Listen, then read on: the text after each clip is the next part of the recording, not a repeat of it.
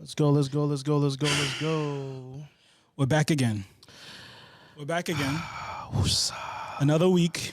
Another week has passed. Yo, shout out to everybody that hit us up for the about the artwork that everyone loves. Yes. You know, shout out to Delinda Arts holding it down. Incredible artist. I knew that y'all would love it. You know, like we've been working on that for months. I had been, like I said, I'd been watching him for months and like seeing what he was really, like his talent. I was just in awe of his talent, you know, and I really, it speaks for itself. Put your money where your mouth is. Support black artists. Yeah, exactly. Straight and like up. Now we have the artwork and stuff that really represents us and represents what what we're looking to accomplish.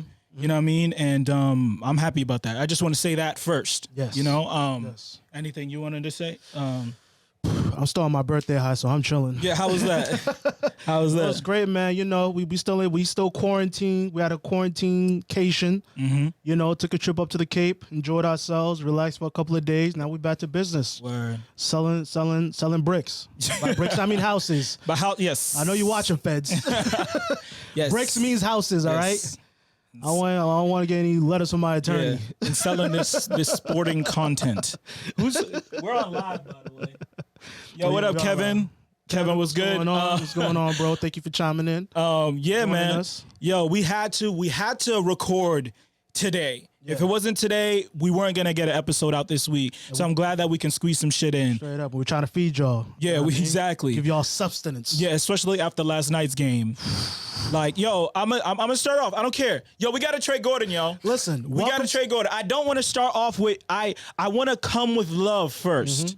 But then we got to get to business. We got to trade Gordon, dog. I'm tired. Listen, Gordon, God rest his soul. But that man got hit with the injury bug literally since game 1, since he's been here with the Celtics. Now he's out there saying 4 weeks with a level 3 ankle sprain, and when you come back from that, it's listen, does he have time to come back? Yes. But the question is, how effective will he be? I'm going to keep it a beam with you right now. The Celtics are better off. When he comes back, you cannot start him. Yeah. You cannot. You need to let him come off the bench. You can't. I still go back to this day. I still think Brad Stevens' biggest mistake and the only glaring mistake I've seen him in terms of player management was when Gordon came back starting him. You should have just had him coming off the bench, truly let him ease his way in. I'm not saying that had an effect in terms of the injury last night. He started him, but when he came back, he started him for a month, and then he started coming out. He came off the bench for the rest of the year. Remember? He didn't come off the bench for the rest of the year? The rest of the year he came off the bench. No, I'm gonna concede that to you. He did. I mean, yo, listen, and we love, like we said in the last podcast, yo, we love Gordon. Gordon's a baller, but yo, 31 M's. No. 31 million. 31 mil? Not no. I'd rather chop that up. Chop that up. Yeah, when we're sitting up here, we gotta pay Kemba. We gotta pay Marcus. We gotta pay Jalen. And JT's about to get the biggity bag. You know what I mean? Beep, and it's like, yo. Beep. That's the Brinks truck. Yeah, man. Like, I can't in good faith. I'm like yo, man. And again, just so we're clear, that's what sucks about sports. It isn't Gordon's fault. No. It's not his fault. He didn't do anything wrong. He's balling. He had a good year, but he had an okay year. But, I mean, with injuries, he's missed a month. This is going to be the second month that he's missed. And he's constantly coming back from some type of thing. And that messes with your psyche. Yeah. You know, like, I don't know if you guys were watching Gordon Hayward when those final 2 years in Utah, when he was out here white mamba on everybody, dunking on everybody. Yeah. Since he's been with us, when he goes into the paint, he's a different dude. He doesn't go into the paint with the same level of aggression, and I can't blame him. I can't blame him when you come out from the type of injury you come from. You get a little iffy and testy around the paint. It is what it is. How long do you wait for him to get comfortable, though, after he had that, when he broke his leg? Like, how long would you give somebody with an injury like that? The thing is, with me, I have no real timetable on something like that. And from my experience watching sports all these years, it's way more of a mental thing than a physical thing, you know, to get over injuries like that, which I understand. I remember Paul George this year recently said something like, yo, I've never been the same since I broke my leg. You know, and Paul George still all-star level. He's still max contract level and all those things. But those things you're never going to be, because we saw Gordon Hayward get. There's been constant times where Gordon Hayward has always been coming. It's always like he's easing his way back in. But then something happens to pull him right back. Before he broke his hand this year, he was killing it. He was killing. And then he had to work back from this. And then now, like I said, he's got hit with the injury bug, with the ankle, it's always in what did we see recently? Like you said, like when he goes into the paint, we've seen more recently, he's actually going in with the full thought process is I'm gonna dunk on whoever's here. You know, and he just started doing that in the bubble. In the bubble. We're like, oh, he's back. Oh, he's starting to look back. I'm kind of I'm kind of tired of Gordon Hayward being back, dog. 31 M's, and it's not his fault, but it's not his fault. It's business, and business says, long story short, at this point, you're dealing with damaged goods. Yeah, man, you really are. And that's what I meant. Like when we talked about the whole trade scenario and getting something for him. And I'm like, yo, I don't think that we could get a lot for Gordon Hayward. We're better off the Knicks are around. I'm sure we could get something great for him. No, so listen, I'm not saying we can't trade him, but getting something good for him on some real shit, like I don't see it happening, because not only that, it's the contract. It's not just you're getting damaged good, you're getting damaged good and expensive damaged goods, you know? And it's like, we're either way, we'd end up losing. You know what I mean? Like we have to kind of take the L. We have to dump that contract on somebody, you know, and then take back whatever they want to give us, because they, you know, we'll take that expiring Gordon Hayward contract. Well, let me ask you this then. If that's the case, you can't trade him. Do you cut him? No.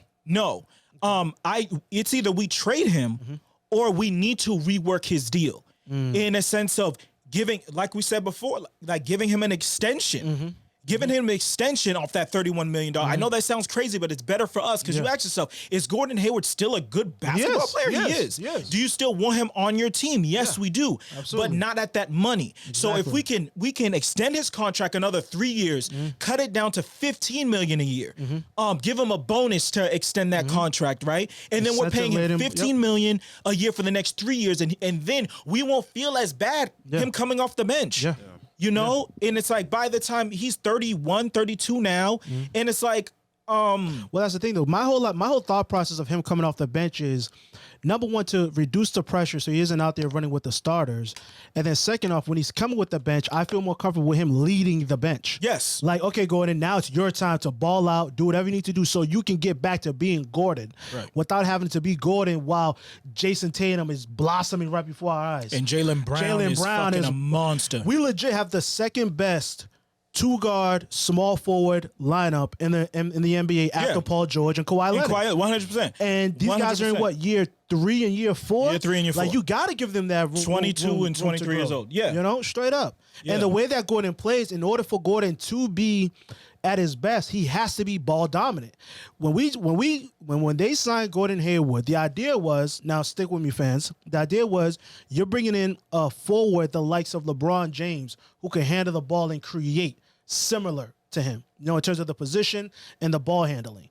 So if he needs to be that ball dominant, then that means JB can't develop the way he needs to develop. And you see how JB has developed over these past couple of years in terms of being able to bring the ball up. His passes are becoming a lot more crisper and timely. He's going at the top of our best passers on our team. After Marcus Smart. Yeah, after Marcus. And then y'all see the work that Jason Tatum is doing. He gets the ball in his hand. He gets 10 to 12 seconds to mess around.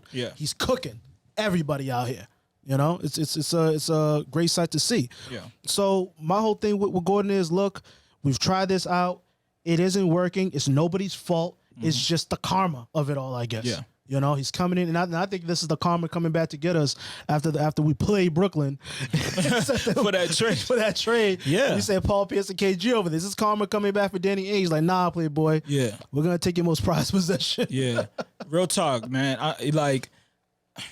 I'm sorry, education reform, yo. Yeah, you gotta go. You gotta go home, bro. You gotta go home. You gotta send education reform home. You gotta go home, but you can't stay here. You can't stay here, man. Yo, you know what I mean? Shorty, his wife is pregnant. He was gonna be leaving and that's the other thing. What the the fuck was I saying? We're in the middle of roasting Gordon Hayward. You got to a point about him about to leave the bubble anyways. Yeah, exactly. Like he was about to. It's recording. Yeah, it's recording. Yeah.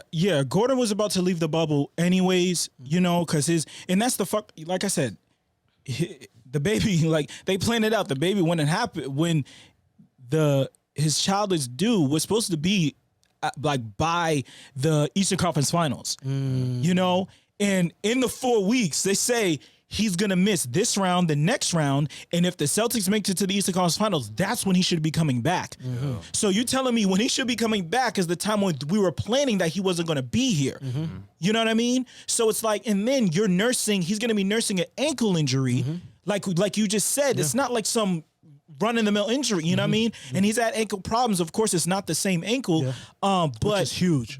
And also, you're not coming into like some preseason. No. You're coming into the Eastern Conference Finals where we're probably gonna have to see Milwaukee. Well, after their fucking performance just now, I don't know. Markelle Fultz is about to get Giannis up out of here. Yo, I'm calling it. Philadelphia is rolling over in their grave right now. Well, I mean, as we know firsthand how the Bucks roll over after getting fucking blown out after game 1. Fucking Kyrie. But no, the Bucks will probably bounce back and get them up out of here. I mean, it's just fun to see. Yeah, it is fun to see. You hate to see it. Yeah, but you love to see it. Yeah, man, I don't know how this is gonna. So we're gonna have. This is gonna be year 3 with Gordon. Mm-hmm.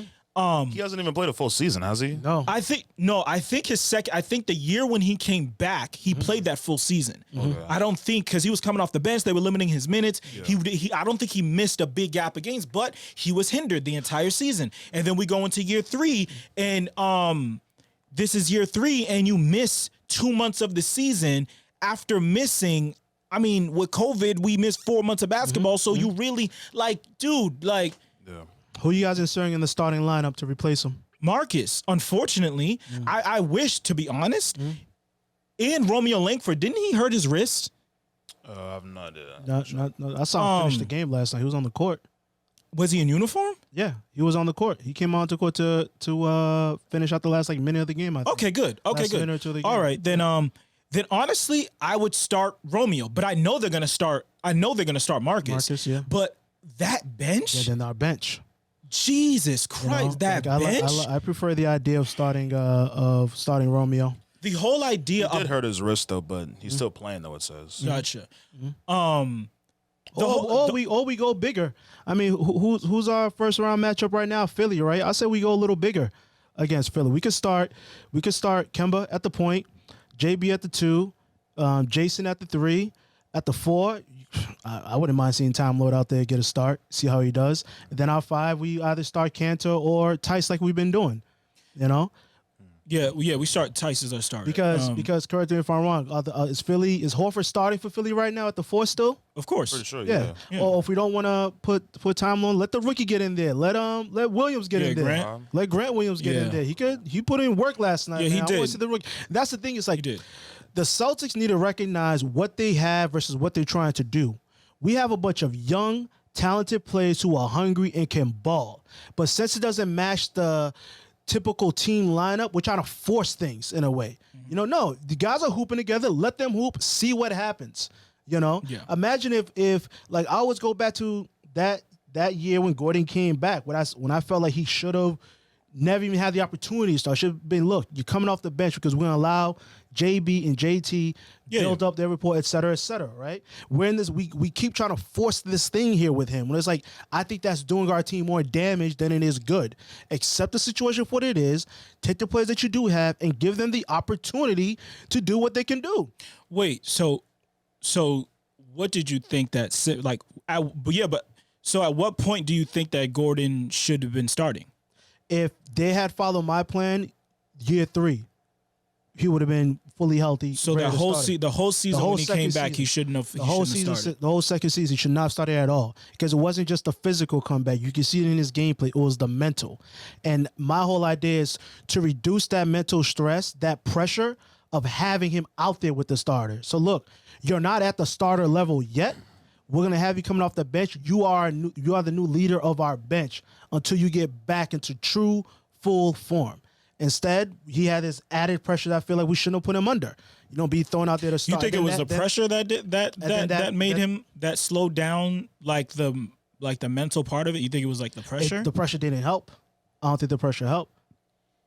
Yeah, I don't know. I think looking back on it, it's easy for it, but at the moment it felt right. Yeah. When he came back, it was Kyrie. And JB was starting. Mm-hmm. It was Kyrie, JB, Jason, Gordon, and Horford.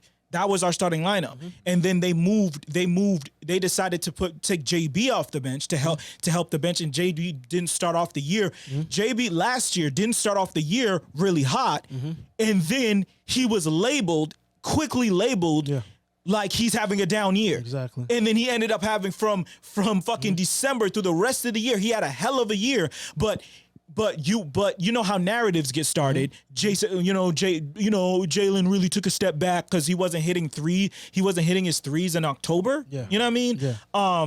So at the time, like people that really weren't watching every game, they just get their news from headlines, and then that becomes the national narrative about players.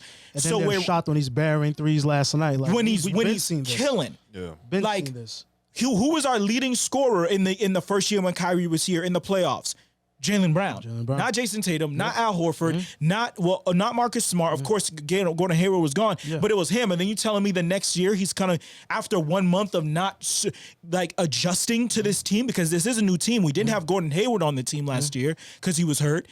He didn't start off so hot, so now all of a sudden Jaylen Brown is taking a step back. We should have the national media always accept Boston sports to begin with. I mean, period. I mean, that goes into a whole other conversation about how our team is covered and how sports is covered overall, in a sense that they only have room for marquee names. Mm-hmm. Yeah. They don't have room for all the other good players on teams, especially in basketball. It's one player we're going to choose, and he's going to be your guy, and then everyone else. Mm-hmm. You know what I mean? And I wonder how it's going to be with the Nets. I wonder how they're going to. But granted, Kyrie and KD are already huge stars in their own right. So maybe they have to, if they don't have a nickname for you or something like that, they have to just relegate you. Yeah. And that's what they're doing right now with and I saw it happening for years, happening with Jason and Jalen. Mm-hmm. It's Jason Tatum went to Duke. Yeah. Jason Tatum got the Nike deal. Yeah. Jason Tatum. So it's not about how well of a player Jaylen Brown is. It's not about how they average almost the same amount of points. It's not about how defensively JB was way ahead of Jason Tatum defensively. And becoming that two-way player. Jason Tatum just now, this year, started really being a really good two-way player. Mm-hmm. But that doesn't matter. We've already crowned you the new Kobe, the new, you know what I mean? Yeah. So we're running with this. And it's all good. I mean, to be fair, that is kind of like the job of the media, right? To get clicks and to get people to consume your content. So, I mean, I definitely understand. Yeah, no, I definitely, but the thing is, I definitely get why I understand why they do that. Mm-hmm. But no. I don't agree with them doing that. Yeah. Because because of that, there's so many players. Yeah, you're doing a disservice to teams. You're doing a disservice to players. Mm-hmm. And you're doing a disservice to how good certain players are. Look at we can go on and on. I mean, look at how good look at Karis LeVert, right? Yeah. Karis LeVert is a baller. Mm-hmm. He's really great. But does the league know it? No. He had a really good rookie season. I think he broke his leg his second year. Mm-hmm. And even Karis LeVert, Spencer Dinwiddie, Joe Harris, the Nets are in the playoffs, and they did not have Kyrie Irving or Kevin Durant. In back-to-back years. Yeah. But no one is talking about them. Yeah. Mm-hmm. No one. So when it comes All-Star game voting, when it comes contract time, when it comes, look at TJ Warren. Yeah. TJ Warren, he's come out of nowhere. No, he has not. No, he hasn't. No, he's not. TJ Warren has been good, has been really great for 3 years. Yeah. And then now the fourth year now he's averaging even more points on the Pacers. That's where was he before? The Suns, right? Yeah, the Suns. Exactly. He was banished. And to the fucking Night's Watch. You know what I mean? And there's so many. It's like there's so many great players that are overlooked, and that's why where we get all these fucking narratives. That's why we can, like, when you have these sports writers and stuff like that controlling the narrative, it's like any form of news. You only see what we show you. Exactly. You watched the highlights last night, right? I'll use the Celtics game for example. You watched the highlights last night. Jason went off first half, 21 points in the first half. JB scored 19 points in the second half.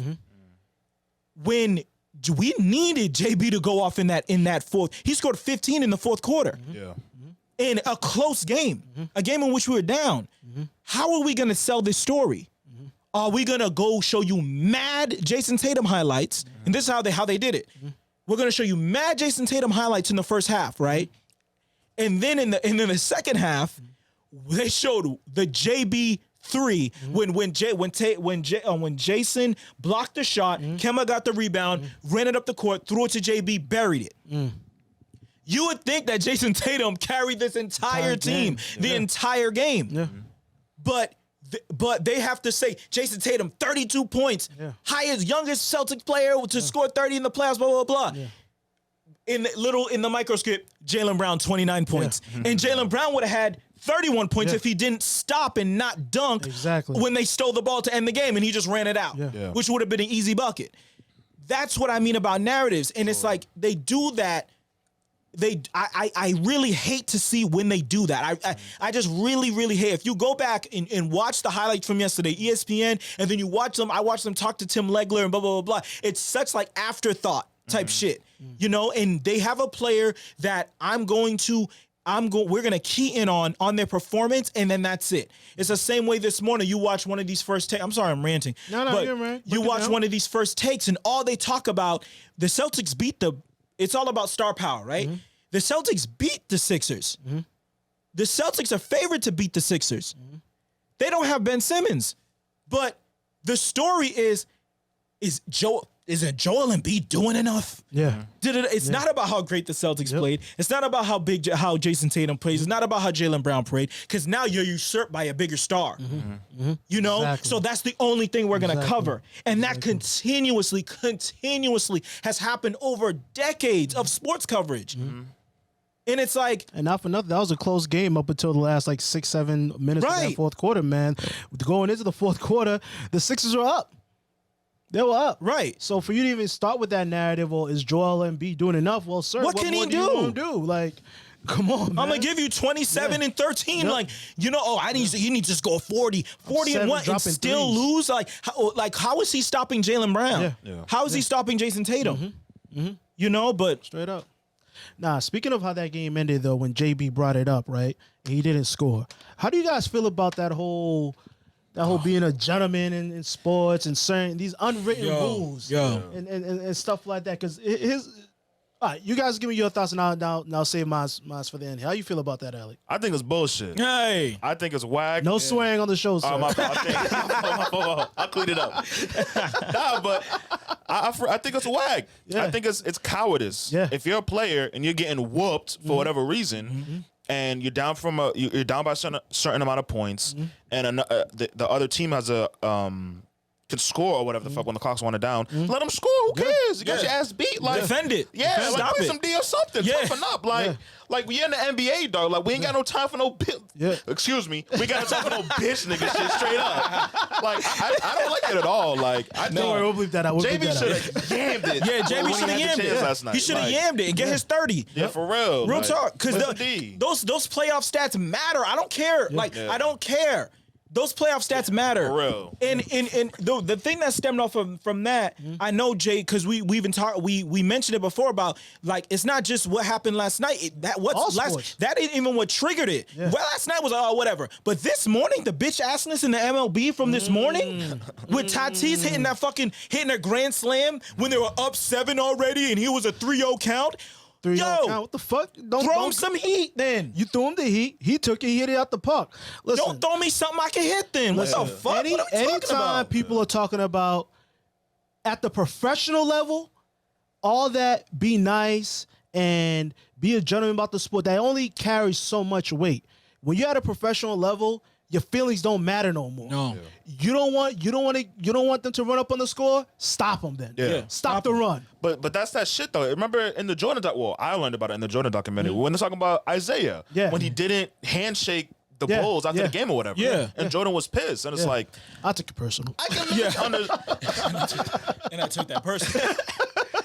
I can maybe understand that because like I guess having good sportsmanlike conduct has been like integral, I guess, in sports. So I guess I can understand why MJ was pissed, but fuck it, like I don't give a fuck. Like, I'm with you. I don't know. It just wasn't as big as a deal to me. It's cornball shit. It's cornball shit. Like It's like from here's about that with that part, right? I understand the sentiment where it's the end of the series, we won, and as a part of the process is you give us our respect, our just due. You come and you shake our hand. That's one thing. But while the series is still going on and the game's being played, but even then, if they don't want to shake your hand, they don't want to shake your hand. Yeah. I get it. Take the moral high ground then. You know, they weren't ready to shake your hand. And also too, speaking about Jordan, then back in the 80s, early 90s, it was personal. Yeah, dog. These dudes did not like each other. They were fighting in regular seasons like it was nothing. Bad boy business. We call it the bad boys for a reason. We ain't shaking nobody's hand, baby. Then we out. Dennis, let's go. On some DMX shit, yo. You know? Even if we squash some beef, I ain't touching your hand. What the fuck, nigga? No. Yo, real talk. Yeah, man. Dog, it's like, yo, where's this coming from? That thing with Fernando Tatis, right? Shout out to him. So the whole idea is the bases are loaded. His team is already up, 7 runs? 7 runs. In the 8th innings. The count is 3-0. Now, the rule is you take the pitch. And his manager told him to take the pitch, right? He saw a fastball he could hit, and he hit it. So, to me, in that situation, he made a better decision with the measure. Listen, you play to win the game. To win the game. Now, let's say he takes that pitch, right? And then next pitch he grounds out into a double play or a triple play. The inning is over, and they're up 7 runs, right? And let's say, God forbid, that next inning that other team puts up 8 runs, and then y'all easy. lose. Let's now it's very, very rare, but guess what? I ain't taking no chances. No, you play to win the game. No. I would never turn to my team and be like, okay, guys, we've scored enough. Let's stop now. No, not at the professional level. I get it when you're in college or high school or elementary, the pee-wee stuff, because you don't want to destroy somebody's spirit that young. But when you're a professional, you need to be able to overcome that. So you mean to tell me if JB dunks that ball last night, Fernando Tatis hits a grand slam last night, and you professionals are gonna cry like a bunch of punks out there, and you don't want to play the game anymore because they were mean? There's no respect. Get the fuck out of there. Unwritten rules. Get out of here. It's about respect. It's about respect. Nah. And baseball, even in the kids, all sports. Even in Baseball. the kids games. Come on. Nah, B. I'm trotting around that field too like a goddamn show pony. But no, real talk, like let's do the math. I'm just visualizing you galloping around the like bases. high stepping and shit. Y'all can't see me like a fucking. I'm doing that shit, and I'm staring everybody in their eyes. Do something. Stop it then. And they did. Next batter came up, you threw the ball behind his beam back. him. Exactly. Beam him. That's what time is. That's why. Let's keep it 100 here. That's all that needs to happen. Just dinger right to the back, right to his fucking aim for his head, make him duck. But my thing is, let's flip this, right? You're up 7 runs. We talk about, let's use it in basketball terms. Like when somebody misses a shot, somebody doesn't get a ball back on defense, they give up a 3. It's like a swing, right? Yep. He hits that home run. It's 4 runs. Now they're up 11-0. Let's flip it. Let's swing it. Let's say the bottom of that 8th inning or top of that 9th inning, I don't know where they were playing, they hit a grand slam. Now it's 7-4. Yep. Exactly. Isn't it a close game now? Exactly. Like, come on, man. Being like it's just like it's bitch assness, man. And we're Red Sox fans. We've seen leads evaporate. Have we even won a game this year? Jesus Christ, we suck. Oh my goodness. And while this nigga, what's his name? While Mookie Betts is out there like balling on him.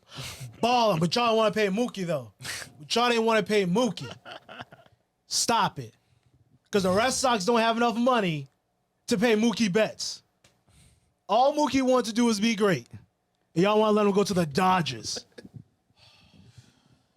Yikes. The show's over, man. Yeah. Forget it, man. Forget it. We out, man. Yeah. Nah, that. I'm hurt.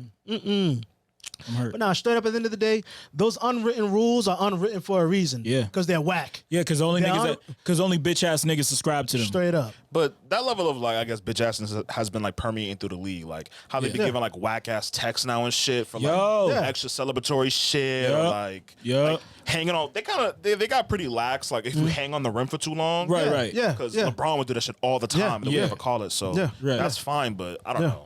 Yeah. Nah, I agree. Ticky tack stuff. They ejected Porzingis last night on some wild stuff. Come on. That was his first playoff game, dog. This is in the bubble. This is his first playoff game, the first playoff game. Like, come on, man. You can't. That's ticky tack shit, man. Like, I don't care what the rules are. Whoever's the head ref has to be like, dog, we cannot eject him for that. Bottom line is in the bad playoffs. For business. It's bad for business. Ain't no one here to watch Porzingis get ejected in the playoffs. No. While we saw in the regular season, Giannis gets 7 fouls, and they wouldn't eject his ass. But Porzingis gets a little spicy with Marcus Morris trying to defend Luka, because you know Luka can't fight. I mean, like, and Luka he gets ejected. He can't fight too. I know he can't fight. He can ball, but he can't fight. I'm not saying Kristaps can fight either, because we saw Kristaps we saw what happened to Kristaps. You know what I mean? When he went back home. But they got him up out of here in Slovenia.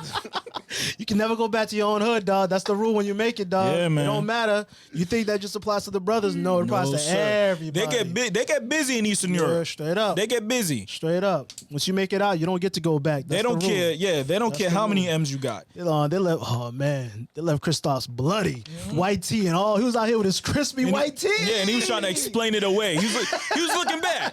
He was looking bad. Not a good look. My friend. 7'3" getting bloody. House, way. Yeah. Yeah, that's it. That for the sports talk. I know that we wanted to talk about a few other things. Yeah. Well, because last night we'll get political on you, on y'all. Give y'all some more food. We'll do a transition to let y'all know we about to get real political. Yeah, what was that thing on Wayne's World? Woo, yeah. Yeah. So last night was the virtual Democratic National Convention, where the Biden-Harris ticket was officially rolled out. It was interesting. I did not sit down and watch through the entire thing. I watched some key parts of it. I watched Michelle's speech. I watched the speech of this one woman whose father passed away from COVID-19, and she trashed Trump over it. Her quote was her father's only pre-existing condition was believing in Donald Trump. Hey, you know, they're getting spicy. Yeah, listen, man, this is the Trump effect. No matter what happens, politics in America will never be the same again. Nope. And whether you like it or not, you're gonna have to thank or give credence or hate on Donald Trump for it. Yeah. The level of the discourse in terms of the attitude, the energy people are bringing right now, it's like, fuck you, pay me type attitude. Yeah. We ain't with the playing nice no more. My colleague from Oklahoma disagrees with me. No. I'm from no. Fuck Oklahoma. It's a flower state for a reason. Yeah. That's the type of energy people are bringing right now. Quite frankly, I appreciate it. I do. If they want to go to war, we could go to war. That's all I'm saying. No. But in all seriousness, the discourse right now is getting more raw. It's getting more authentic. It's getting more real, and I like it. I like it. The American public is not nearly as stupid as they try to make us, or they perceive us. We are bright. We are smart. We know how to communicate. We know how to read. We know how to listen. Stop trying to talk to us like we're babies. I mean, we are pretty dumb. I mean, niggas can't even wear masks. Like, let's keep it a bug, man. Like the flyover states we mentioned. I think Jeremy.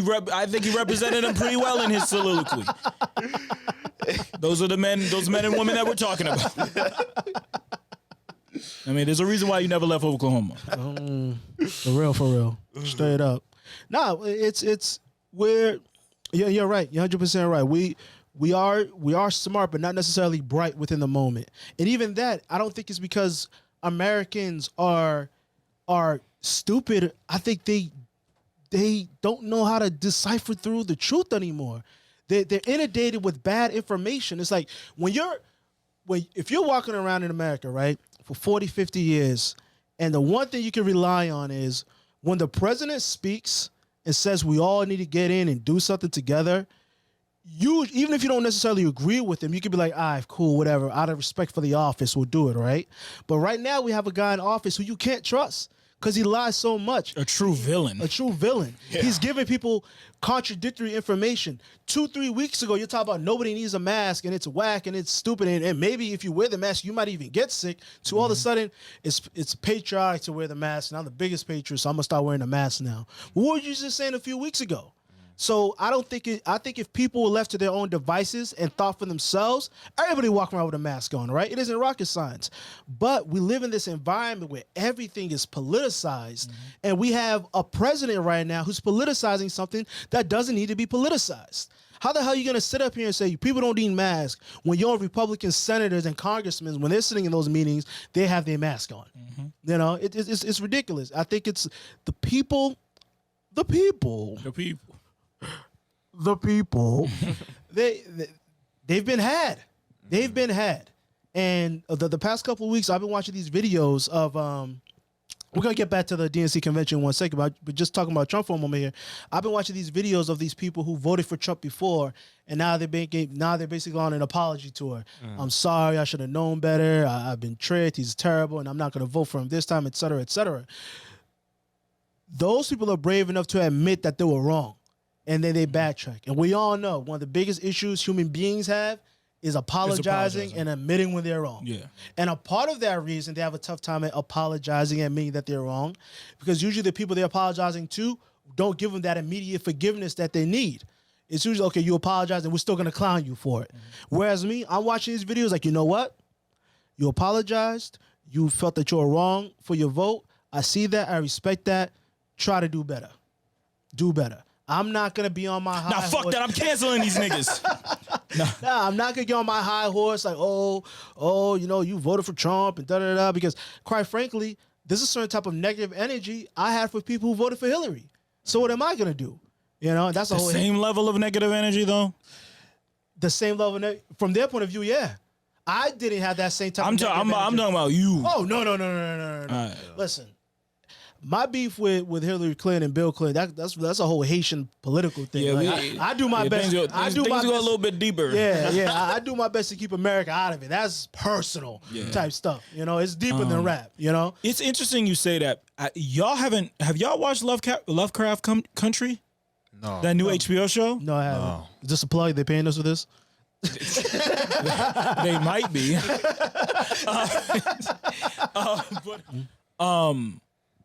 Yeah, in Lovecraft Country, it's a good show. Y'all should watch it. In the viewers, listeners, y'all should watch it. The first episode just aired this Sunday. It's a really good show, you know.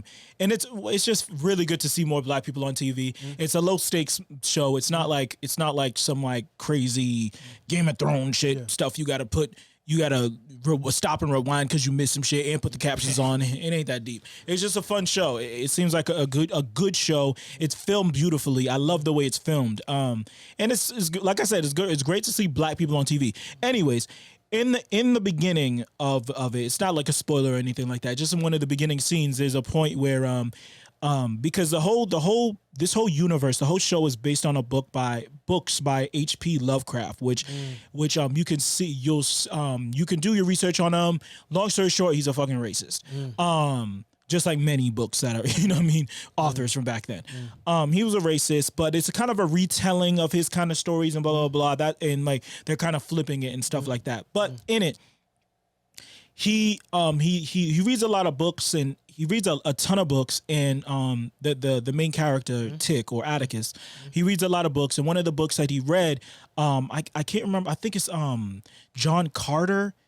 I forgot something about Mars. I remember they made a whole different movie about Disney made a movie about it, but on it, the Carter, the main character in the story, I'm like talking about a show that's talking about a book that's talking about a book. I'm doing like a wild Inception shit, but I hope y'all are following me.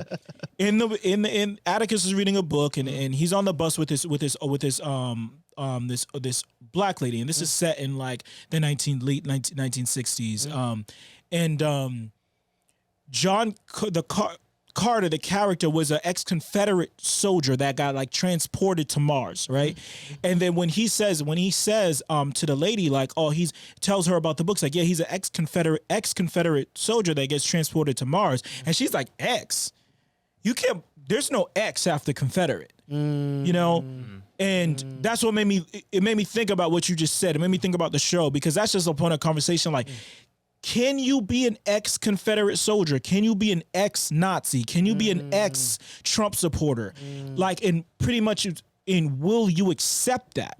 You know, like, in what you just expounded on, with like regards to like forgiveness and allowing people, like, where's your line of forgiveness where it's like, no, I don't have the capacity to forgive, you know, and. I think that with me, when it comes to someone like Trump, it's about timing.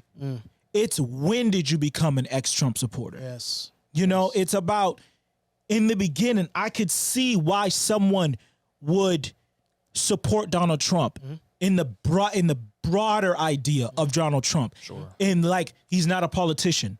Because I don't like politicians. Yeah. He's going to shake up the government. He's going to shake up the government. Drain the swamp. He's going to drain the swamp. He's going to do all this other stuff. Because at the end of the day, if we had the left wing, because the left wing of Donald Trump, people would say is Bernie Sanders. Yeah. And I support Bernie Sanders fully. So not to, but shout out to the Bernie bros out there. Yeah, shout out, but not on a political standpoint of Donald Trump and Bernie Sanders. Not on a, I don't say that Bernie Sanders is a personal, he ain't grabbing women by the pussy or saying the things that he's doing or anything like that, but he's extremely left wing. And that's who, you know, but he's not as disagreeable as Donald Trump. So I can see why in the beginning some people could look at Donald Trump and support what the idea of someone like Donald Trump was. But once things started to really come out about Donald Trump, because there's some political leeway we give all politicians, right? And even in the sense of Donald Trump in the beginning, I can understand why somebody in the beginning, when they, you know, Donald Trump did this to housing in the but was it really true? Donald Trump did this. We kind of give these fake people news. fake news. Yeah, we kind of give politicians a little political leeway because we know that we're in a point where everyone is going to try and tear you down. Exactly. So everything morsel of something they can dig up, they're going to try and bring up and try to throw on you. So when it came to Donald Trump, I can see why people in the beginning could just chalk it up to just, that's politics, you know, they're going to throw dirt. But once like he started, come on. Locking up kids. Yeah, locking up kids, shit, whole country. Damn near started World War III. Started World War III, the Putin stuff, the sexual harassment stuff, the rape allegations. Turns out he's using campaign money to pay off his stripper. Right, his stripper, his daughter. He's taking her on G8 summits. He's canceling. And you still are with homie? Yeah. I don't have the capacity to forgive you after that. I don't. Interesting. So that's where it is with me. It's when did you jump off the Trump train? Yeah. You know, and a lot of y'all try to jump off a little too late. Yeah. And I'm sorry. Yeah. I mean, one of the videos I watched was one gentleman in particular where his whole thing was, yeah, I know he was doing this, but the economy was doing good. And I know he was doing that, but the economy was doing good. Was it? And what I walked away was, so the only thing you cared about was that you were able to make some money doing all this. I mean, it's gotta be about more than that. You know, because on both sides, right? You have some people. Listen, some of my best friends are Republicans. Speaking about both sides, there were good people on both sides. There were good people on both sides. Come on, if you were still there, bro, you were still with them. You know, because the thing about it, you have Democrat and Republican loyalists. You have Democrats, no matter what their Democratic politicians doing, they're gonna support them regardless, and vice versa, right? So you have that wave of like, Trump could do no wrong because he's a Republican, even though he's really not, but whatever. Trump could do no wrong because he's a Republican. Okay, I can respect your loyalty because that goes a very long way. But you need to figure out what your breaking point is. Yeah. Because if that's your logic, Yeah. could Hitler come back and run on the Republican ticket then, or the Democratic ticket? You're going to turn around and say, well, I support Democrats no matter what. He says he's a Democrat. Oh, well. Oh, whoa. Like, no. That's how my brain works. Exactly. And if you go back to some of the interviews Donald Trump used to say back in the day, these are his words, not mine, in terms of how he views Republicans. When he was asked, hey, if you ever did run for president, would you run as a Democrat or a Republican? He said, I run as a Republican because those idiots will believe anything. So he doesn't even respect y'all. You know, he's using your good faith, your goodwill, your sense of loyalty against you. You know? Yeah, you could give him as much credit as you want to if you choose to as a businessman. That's arguable in terms of the bankruptcies he's had and the companies he's taken under. Even though when you get to learn business, bankruptcies is a part of the process. That's a whole nother discussion. But you have to really understand what type of businessman Donald Trump actually is. Donald Trump doesn't make or create anything. No. Donald Trump is a brand. He sells his name. He sells his name. That's it. Trump Steaks, Trump Vodka, Trump Hotels, Trump Golf Course, Trump Air, all of it. That's the only thing he does. He ain't building no more buildings. No. He ain't building no planes. He ain't making that vodka. He's selling the rights to his name because the brand is so popular. Yeah. The Trump name it's like, used to mean luxury. You thought Trump, you thought gold toilets. That's exactly like, you know? Like when it started bringing it to hip hop, but that's exactly what I said about Jay-Z. Yeah. Yeah. Like it's the Jay-Z versus the Kanye type thing. Yeah. Not to say like this is the same thing, but the difference between creators and I forgot how I put it, but it's the difference between creators and businessmen. Yeah. I guess. Yeah. You know what I mean? Exactly. Like there's a reason why someone like Kanye was able to create how much he was able to create that quickly. Because when you actually create product and have ideas and create product and you sell product, then you can you know what I mean? Your shit will always be fruitful. Exactly. That's why Kanye, I mean, he tries to commit career suicide all the time. He could get dropped from Adidas. He could get dropped from Gap and lose all this shit. But I bet you someone like that, a creator, can make it right back in double time. Broke. You know what I mean? Whereas someone like a Jay-Z is, this is my name. This is the product. If I could communicate the product, I can make money off the product. Like just like Kanye said in the interview. Yeah. You know what I mean? Like I'm gonna put my name on Samsung and we're gonna sell these phones and sell my album. I'm gonna put my name on these sneakers even though they're ugly and have people that I can sell them to. I can put my name behind this liquor. I can put my name behind this, but you're not really creating anything. And that's the same thing that Trump does. Like I'm gonna put my Trump. Yeah. People I have name recognition. Yes. I can communicate this product. So I can make a sliver of a percentage off that product, even though I'm not the one, I don't own the farms where we kill the cows and cure the cows and cut the steak. Yeah. I'm just gonna make royalties off of y'all using my name. Exactly. I'm gonna make royalties off of y'all using my name on this hotel. There's a difference between that and I'm gonna buy the farm. I'm gonna curate the cows. I'm gonna hold on one second. So you're saying the fact that I'm just using Kanye because he used it. The fact that he can create product is more powerful than slapping your name on it. Yes, it's way more powerful. It's way more powerful. Just to add on to that, and here's why, right? Like we said, we've seen Kanye literally. He's trying to commit career suicide. Many times. Suicide, who knows? Right? But he can't. He's too big. He's too big because he's the creator. Because what happens when your name isn't good anymore? Exactly. Even if Kanye's name isn't good anymore, he can still make great music. He can still make great clothing. He can still make all these different things. Whereas if Jay-Z's name isn't good anymore because some terrible news comes out about him, he gets relegated back to, well, I guess you can still make albums. People will still buy that. Yeah. But your name is no longer in that high standard where people want to drink your vodka anymore or they want to wear your clothing anymore or whatever, you know, especially when the consumer is bright enough to understand, those S Carters, Reebok made those and Jay-Z allowed them to put his name on them and he made his buck. Whereas those Yeezys, no, that's Kanye's design. Yeah, that's his team. That's really him. That's that level of authenticity that people want. And he showed it because I'm going to take it from Nike. Exactly. And everyone's going to call me crazy. And I'm going to go to Adidas and I'm going to make it bigger. Literally become a billionaire. You know, so it's like, Yeah, I hate to go into that, but it's just the level of, it's the same mindset when it comes to someone like Trump and like understanding his business acumen and his like fam, like that's all. Too much credit. It's all like like I said, or the Jay-Z shit with like, oh, Jay-Z owned the Nets. No, you don't. No, you don't. No, you don't at all. I said this years ago. That nigga own a jersey, bro. Yeah, that's about it. Dog. That's about it. That's about you know what I mean? But it's like that's some respect on his man. Put some respect on his name. He owned a few shares. He got a check from him. He owned like 1% of the Nets, but the way that they purport this shit is as if this nigga owns the like he's. Did y'all see that video when Jay-Z was doing that like contract signing or whatever with Kyrie and KD and shit? Oh, that was. Come on, man. Oh my goodness. Like again, that's all about the brand, right? Mm-hmm. Like, as a part of him even being associated with that brand, what happened in Brooklyn? They had to gentrify an entire neighborhood to build that stadium. Careful. They had to move out a bunch of people of color out of that neighborhood to get that stadium. Careful. But it was easier for swap with people when they said, well, a black man's doing it's Jay-Z's stadium, though. Jay-Z owns Barclays. We doing this. Like, no, y'all ain't. No. He ain't even doing it, but he's lending his name to it because it makes it look better for you. And then he made his buck and he bounced. That's a part of the process. Got his check and he was out.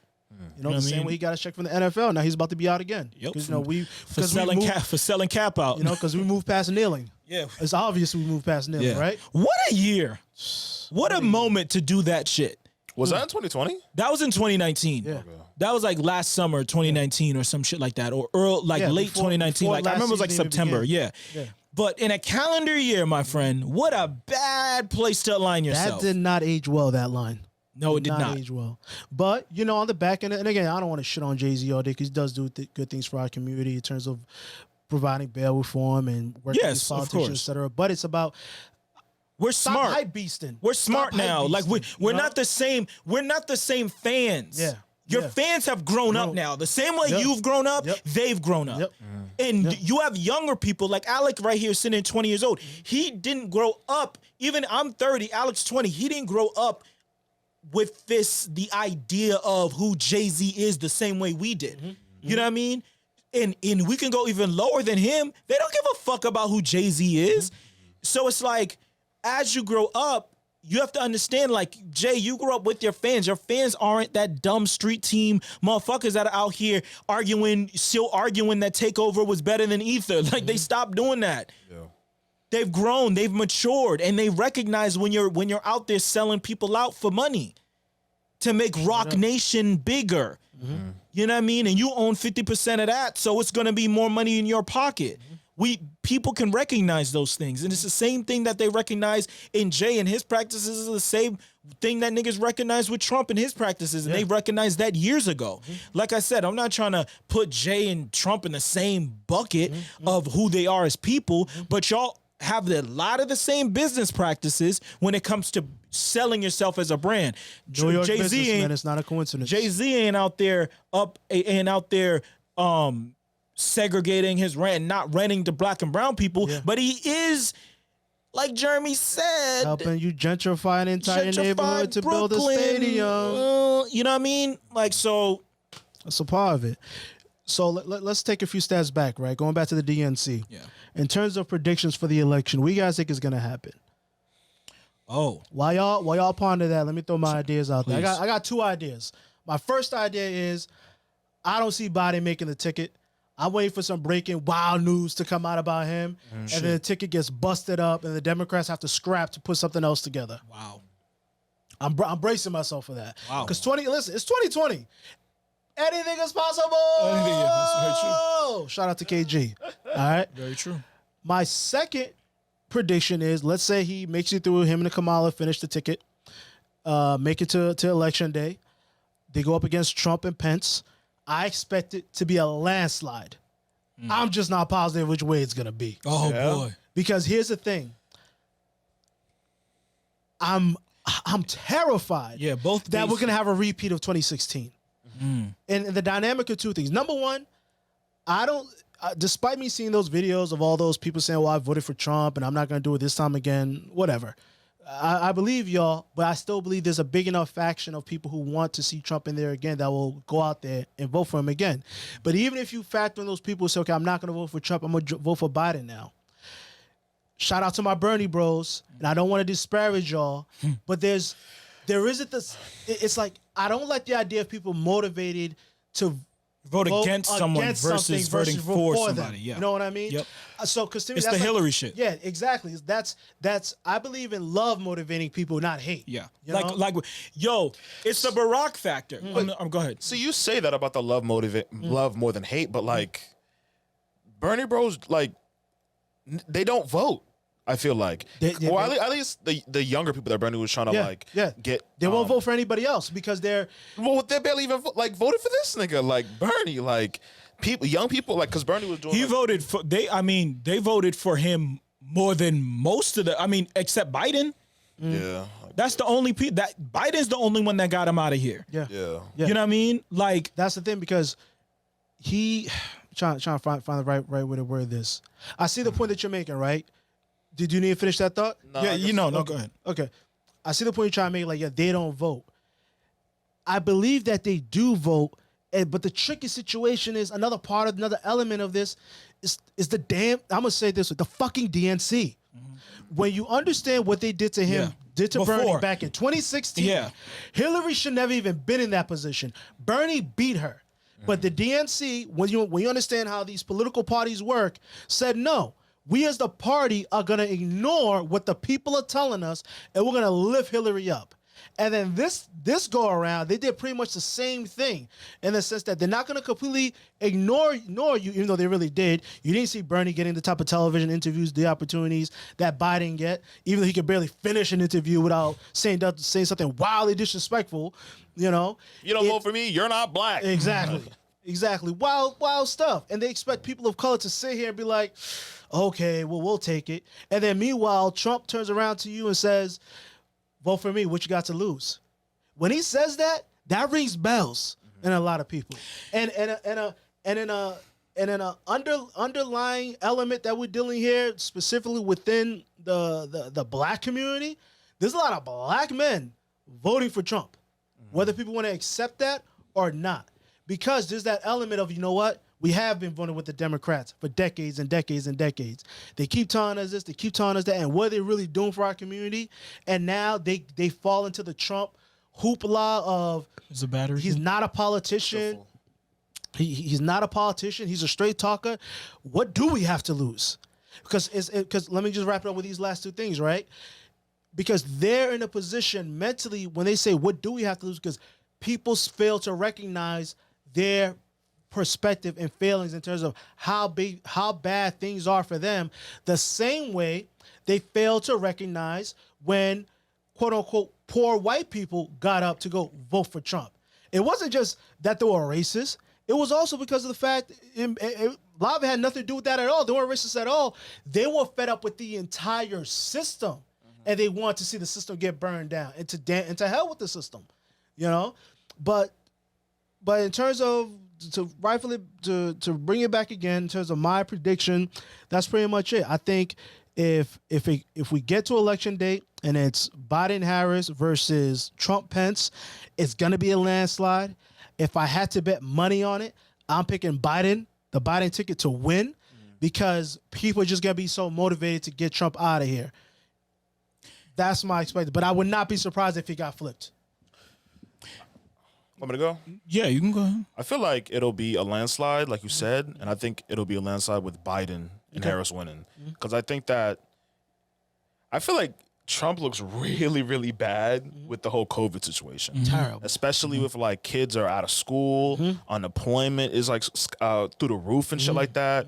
I think, and also like what he said about in one of the press conferences about how like I think he wants to start opening schools and stuff, and how he really just was very oblivious to how COVID like works pretty much, and how he's just putting people's lives at risk, and how I think he said like, I guess I'm gonna paraphrase, but he was pretty much saying how like you're not gonna get sick or whatever, and if you're a teacher you're gonna be fine, and those are just lies. That's not true. Like it's not true. And it's a tough pill to swallow, but kids are gonna get sick. Kids are gonna die. Kids are gonna die. Teachers might die as well, and that's just something that like he kind of failed to highlight. I feel like, and I think that a lot of people are really angry. Like there's a lot of angry voters. I think that are jobless right now. Yeah. and a lot of kids that are out of school, and I think that makes them look like terrible. So I think it'll be a landslide. I hope so. With Biden and Harris winning. You mind plugging this in for me? Absolutely. Listen. I said that I wasn't gonna do this. You know what I mean? But he's gonna do it anyway. No, I said that. Listen, roll man of your word, check. Listen, what's my contract? Yeah. Listen, I support Joe Biden. I support Kamala Harris, and that's all I have to say on that. I'm gonna support them wholeheartedly. Take a big swallow. I'm not gonna disparage them. I'm not going to pontificate over all these impossibilities. Because Joe Biden is going to be our next president and Kamala Harris is going to be our next vice president. And I support them 100%. I'm proud of you. You know what I mean? I'm like, yo, I need to speak that shit into existence because I did not do that with Hillary. I thought that Hillary would win in a fucking landslide. I didn't think it would be close, even though Hillary was not who I wanted to be president. And I thought she was the wrong person for us. Didn't have to do with her being a woman, of course, because I would love for Elizabeth Warren to be our president. It was about who it was. It was about Hillary Clinton, and it was about what a Hillary Clinton presidency would have represented for our country, because I also wanted different. I'm done with legacies. I don't ever want to see that shit. I don't want to see no juniors, Bush Juniors, Quincy Adamses, Roosevelts. Had my fill of the Kennedys. We've had our fill, especially in Boston. We've had our fill of Kennedys. I'm done with these political families. Yes. I don't want to see none of that anymore. Yes. And what Hillary represented was the status quo. I also needed change.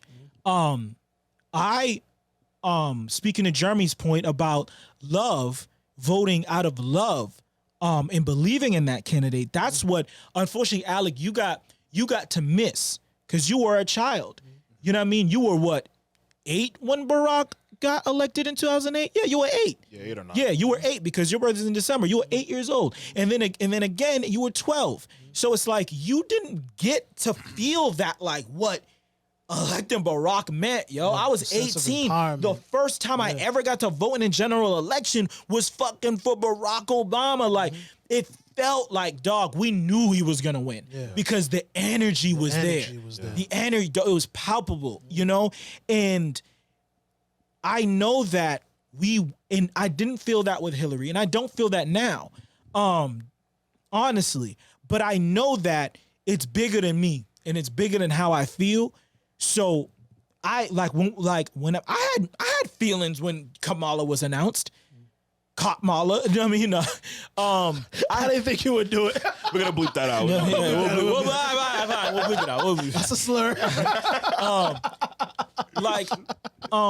I had feelings, but at the same time, I was like, you know what? Check yourself. Yeah. I'm not doing this because I remember how I felt rolling over that morning when my girl woke me up in the middle of the night because she had fell asleep. I was up waiting and I fell asleep. She woke up. I woke up to the worst way of finding out possible. And she's like, he won. I'm like, man, shut up. I'm like, so I rolled right back over to sleep. Like, she's like, no, check. I'm serious. They announced he won. I was working the overnight shifts, dude. Man. So you were up? I was up watching it, and I was a nurse for the Department of Corrections at this. We're going over this like we're going over like where we were at when 9/11 happened. I was just thinking that. Like, where were you? Where were you? Trump was elected. I was doing the overnight shift at this facility, and the thing that sticks out about it was me, one other nurse, and 2 correction officers there.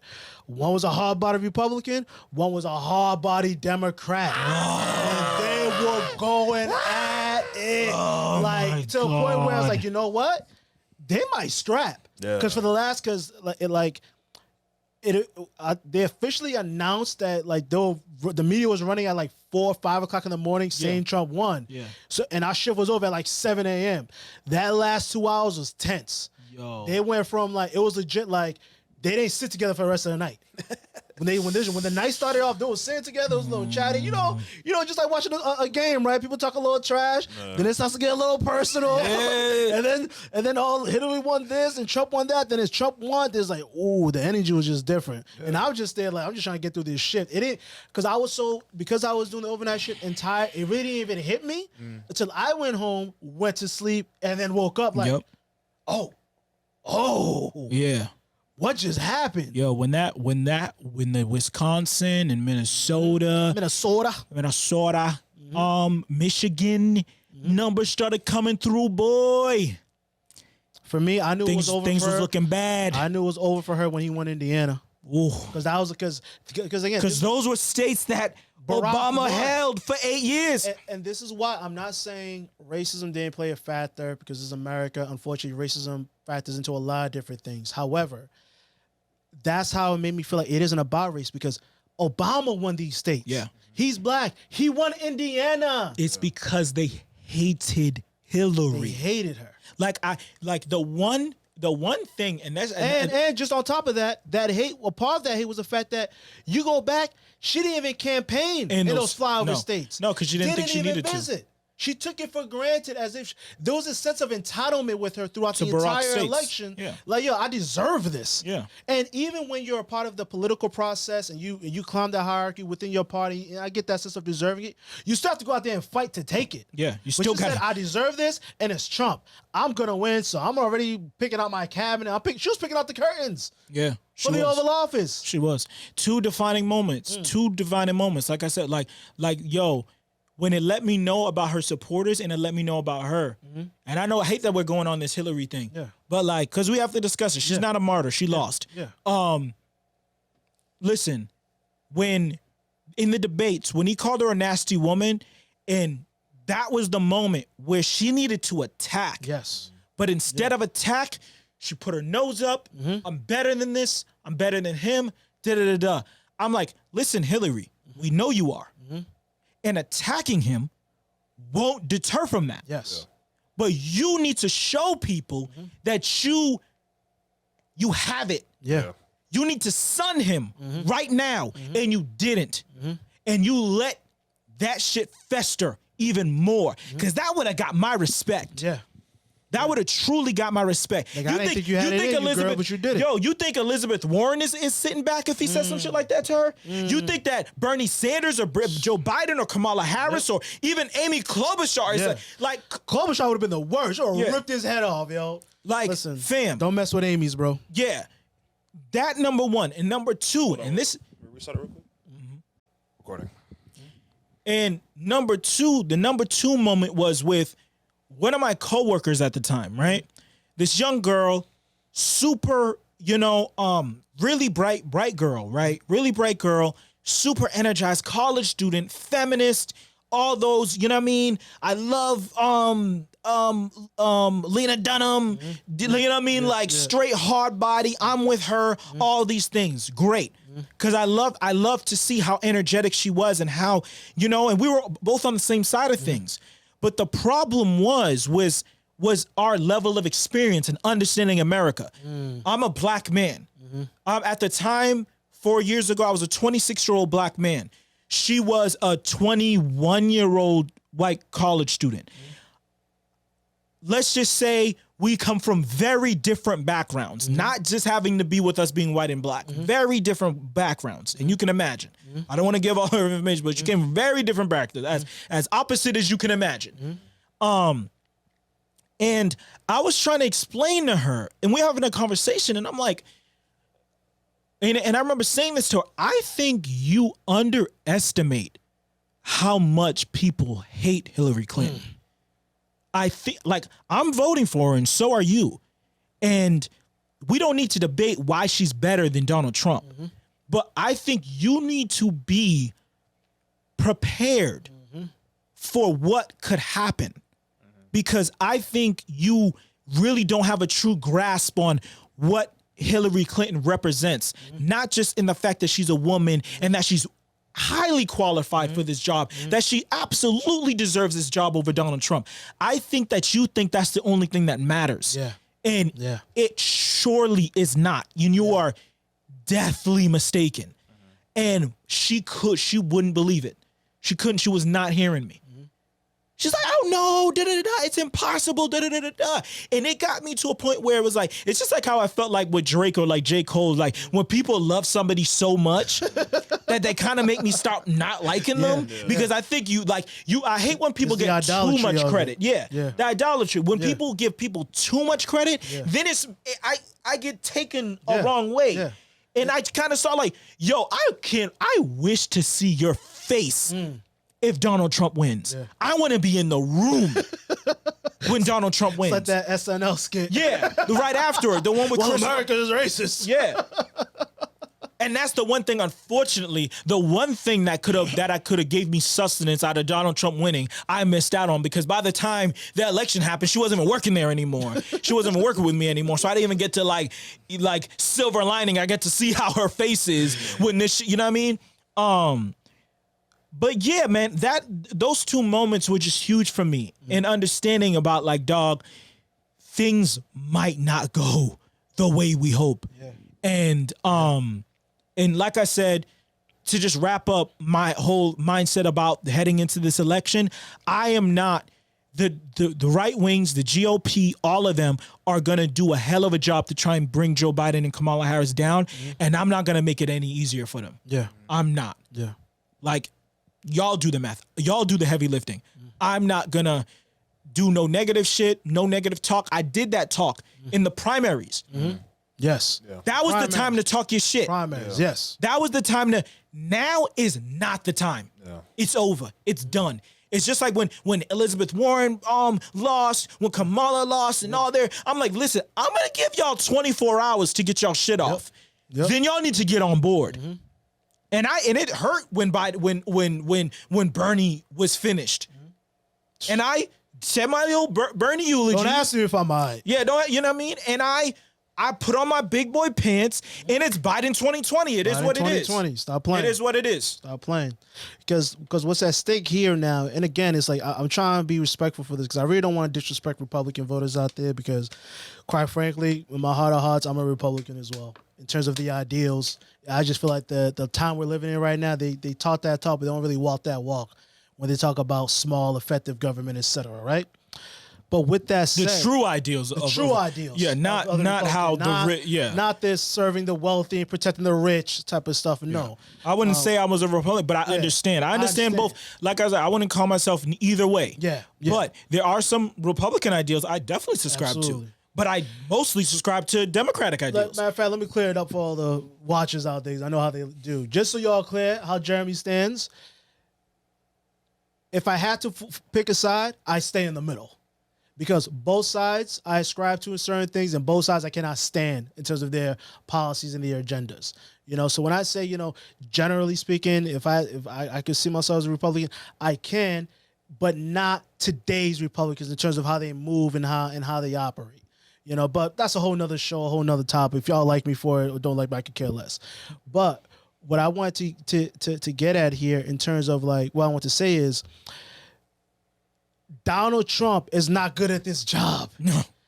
So for you specifically to the Republican loyalist voters who I voted Republican for 30, 40, 50 years. My grandmammy did it. My pappy did it, et cetera, et cetera. I got y'all.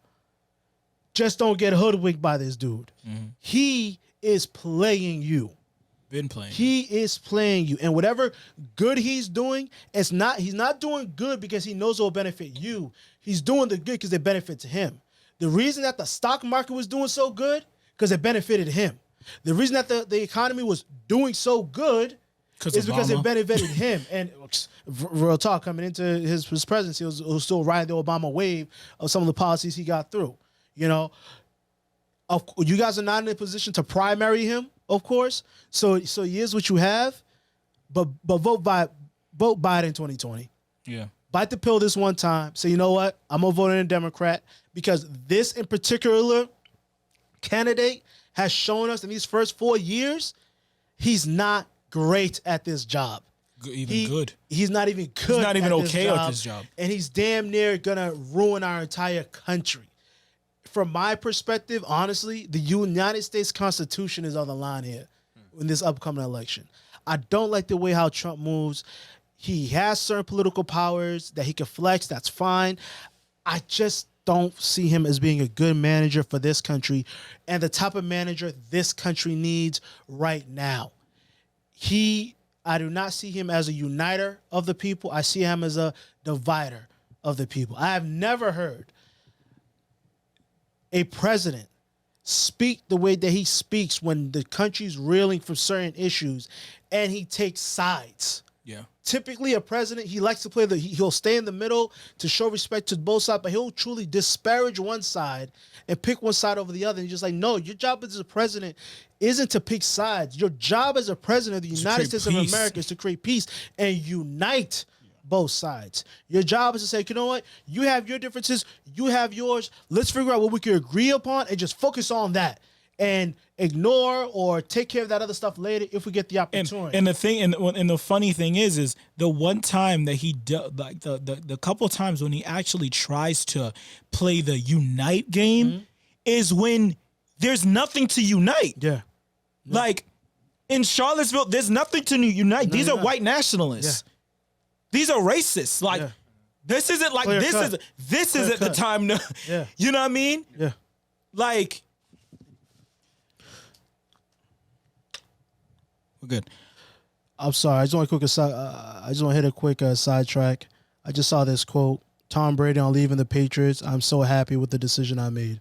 We're not gonna get into it right now, but in the immortal words of Michael Jordan, I took it personal. Shit, listen, Cali boy getting out of. Trust me, we gonna understand in 2 months why he's so happy in Florida.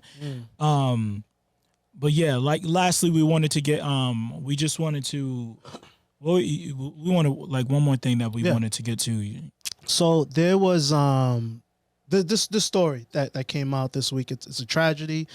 It's absolutely terrible. The situation is there was I believe it was 8 years old.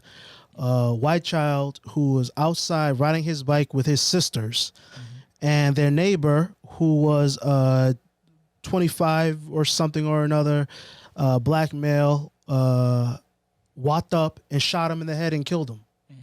And the black man who did it, for him, through his statements, it was about race. It was racial. It was absolutely fucking disgusting. It's an absolute tragedy. That little boy did not deserve that. That man had absolutely no right to do what he did. I'm not gonna say the man who did his name because he doesn't deserve to even be recognized like that. However, the little boy who was murdered, his name was Cannon Hinnant. Rest in peace. Rest in peace. Prayers up for his family. My condolences. I hate this story because I have to think about children dying. And it's terrible, but we do have to do this story. We do have to talk about this because there's this narrative that got attached to it where people feel that, well, how come this isn't a national issue, right? Here you have a black man killing a white person. It's clearly about race. It's a fact that it's about race based off of what the perpetrator has said. How come this isn't a national story to the likes of what the Black Lives Matter movement is about, right? And on the surface, I understand that argument. I understand that sentiment. But we know better than to stay on the surface, right? We have to dig deeper. And the reason, from my point of view, in terms of why this isn't the national story to the caliber of what's going on in terms of Black Lives Matter or people of color in this country or throughout the world feeling that they're being treated unfairly because of their race, is because we do not have a plethora of violence in this country of black people or black people perpetrating violence on white people and then being held not to account. Yeah. Meaning, in this story particularly, the man shot and killed this innocent boy, and the man is in jail. He's arrested. When you talk about the Black Lives Matter movement, we're talking about when people of color are killed and murdered, and no one is arrested. No one was protesting Mike Brown being killed or Trayvon Martin being killed just off the strength of them being killed. They were protesting them being killed, us knowing who the killers are, and no arrests being made. Yeah. And quite frankly, no arrests would have been made if we had not protested. For the record, if that man who killed Cannon was still walking around here in these streets, you better believe people would have been in the streets. Yeah, 100%. Beyond a shadow of the doubt. Let me just wrap this up. This idea that the national media isn't picking it up because it isn't important, et cetera, that's a false narrative. Yes. What people need to understand is the difference. Yeah. When people say they want justice in these circumstances means an arrest. We want this to go to trial. The legal process to commence. The legal process is commencing in this case. This man will most likely, if not face the rest of his life in prison, be given the death penalty. Probably. And although it pains me to say this because I don't believe in the death penalty, because I don't believe the government has a right to just murder people, especially U.S. citizens. That's a whole nother show. That's a whole nother topic. But I won't be arguing against it if he does get the death penalty. You ain't losing no sleep. I ain't losing no sleep over it. You know, but that's just something I want to bring up, because instead of this just being a sad, tragic moment, I see people trying to use it to bash another movement, and that's not necessary. Of course. And if anything, you're just showing me your cards and what you're really trying to do here with these false equivalencies. Yeah, I mean, if you don't it comes down to if you have a fucking brain or not, right? Like, come on, like. If you have a brain or if you're a racist, that's the only, you better not have a brain in your head or you are a racist. If you use this story to try and disparage Black Lives Matter or try to ask, why is it this getting news coverage, Listen, rest in peace to young Cannon. What happened to him is reprehensible. It is disgusting. It is tragic. It is the worst, one of the worst things I've ever heard. Yeah. That is a literal nightmare. It is a nightmare. With that said, these things, two things do not belong together. That instance, that situation, that tragedy, and Black Lives Matter have nothing to do with each other. Nothing to do with each other. That is not what Black Lives Matter is about. That is you trying to reach and do gymnastics to try and tie this together is nasty. And you're probably a racist. Definitely a racist. Let me correct myself. You're definitely a racist because you want any reason to try and disparage Black Lives Matter, which is not a political thing. It's a statement. It's truth. Yeah. And Black Lives Matter, and we would like to be treated as such. That's what it is. If you at this point do not understand what that means, then you're probably a racist. And to wrap it up, fuck y'all. Nah, it's in all seriousness, it's just that earlier when I say, we don't have a plethora of issues where Black people are committing violence against white people and being held unaccountable, right? More specifically, it isn't just about the people. When we're talking about Black Lives Matter in today's America, people who let you run around with this idea that racism ended, racism doesn't exist anymore. Racism in the everyday fashion, like it may have existed 40, 50, 60 years ago, yes, that has ended, right?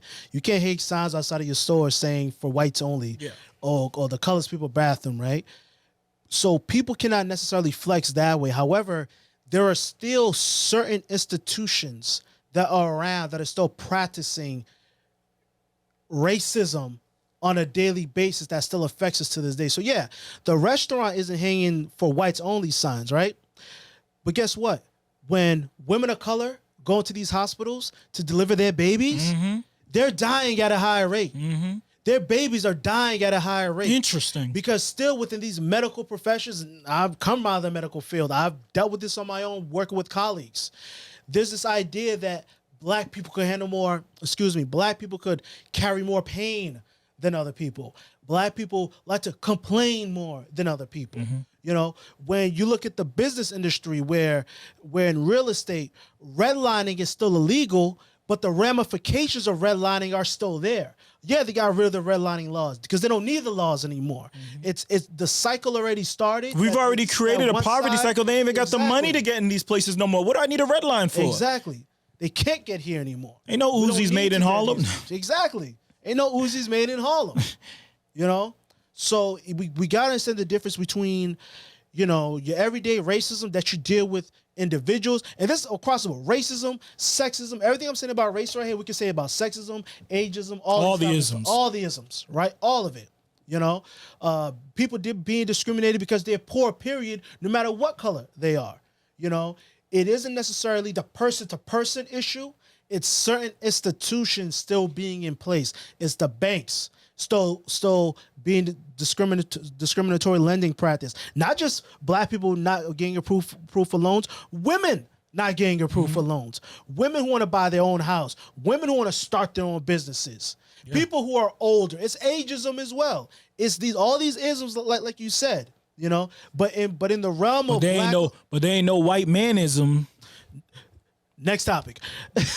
but within the realm of Black Lives Matter, we as a group are organizing, getting our ducks in a row, and not asking for our rights, demanding our rights. Right. Just like any other U.S. citizen can or would, past, present, and future. That's how it works. Because we cannot walk around like, oh, slavery ended, Jim Crow ended, segregation ended, the job's done. No, the job's not done. The job is not done. Those shit's evolved. It's not done. It is not done. They don't call it the school to prison pipeline for a reason. You know? Straight up. Straight up. And just to wrap it up on my end here, I mean, I'm sorry. I get really.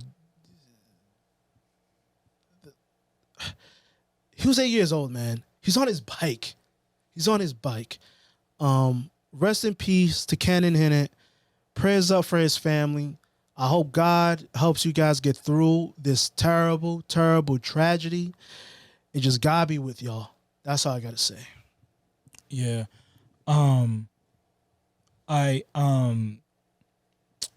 You know, the same people that ask like, why isn't this more new? Why isn't this like why their brains can't go in that, like can't figure it out on their own? It's like, it's the same. Those people are the same people that wonder like, yo, how come y'all ain't going as hard for Ahmaud Arbery anymore? How come y'all ain't going as hard for, like, how come y'all ain't going as hard for this and that anymore? Because they arrested the dudes. Yes.